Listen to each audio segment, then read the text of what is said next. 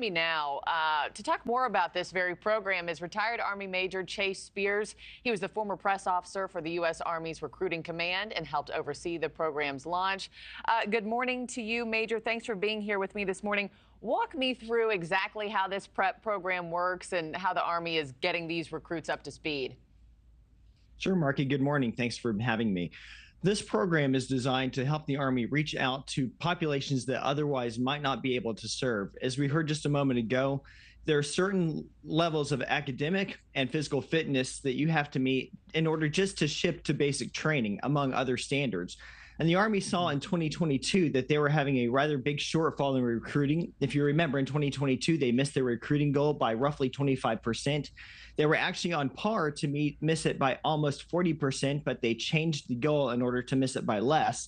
And they found that those two factors, academic and physical fitness, body weight, were two of the biggest things precluding people from being able to serve.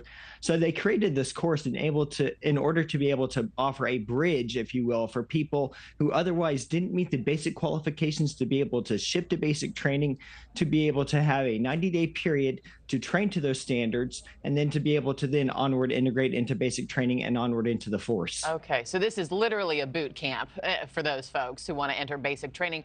Oh, I'm curious, though, what is your response to critics who fear these programs are lowering the standard for our military, allowing recruits who would normally not be deemed suitable for military service to enlist?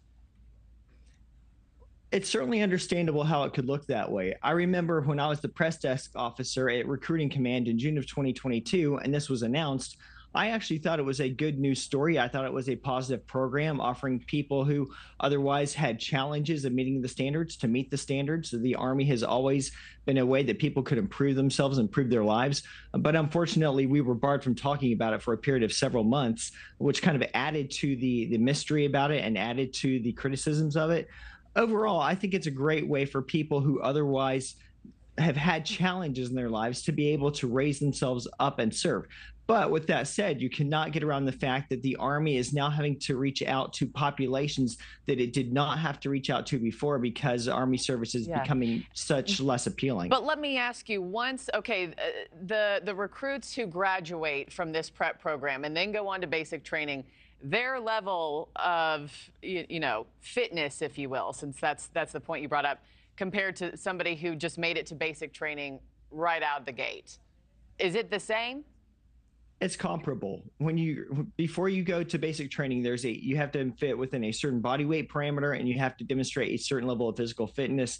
And these are not very difficult standards. But anyone who comes out of this course has met that standard, just as if anyone who already met that standard goes to basic training. So the course is a bridge to allow people who need some help to get to those standards, so then they can go on to basic training.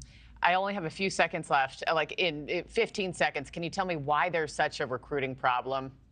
I know that's a loaded question.